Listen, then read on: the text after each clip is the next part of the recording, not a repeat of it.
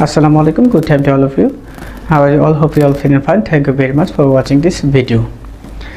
তো এখন যে ভিডিওটা করতেছি অর্থাৎ আপনাদের সামনে কথা বলতেছি সেটা মূলত হচ্ছে যে আমরা কোনো ট্যাক্সেবল ইনকামদার ব্যক্তি যদি মনে করে যে তার রিটার্নটা অগ্রিম সাবমিট করবে অর্থাৎ অগ্রিম কর প্রদান করবে তাহলে আমাদের অবশ্যই জানতে হবে যে আমরা কোন ধারা অনুসারে আমরা অগ্রিম করটা প্রদান করব এবং কোন কোন কিস্তির মাধ্যমে সেটা প্রদান করব। তো মূলত আমরা জানি যে আয়কর 2023-এর 345টা ধারা রয়েছে এবং 8টি তফসিল রয়েছে। 345টা ধারার মধ্যে আমরা যদি আয়কর অগ্রিম প্রদান করতে চাই অর্থাৎ আমরা যদি অগ্রিম আয়কর প্রদান করি তাহলে আমাদের 154 নাম্বার ধারা অনুসারে আমাদের অগ্রিম রিটার্ন সাবমিট করতে হবে।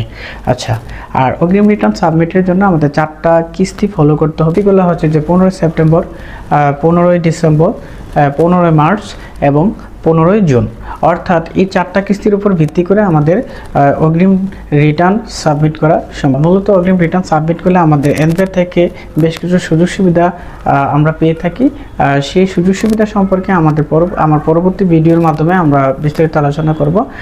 তবে আমাদের অবশ্যই মনে রাখতে হবে সেটা হচ্ছে যে আয়কর 2023-এর যে 345টা ধারা রয়েছে সেই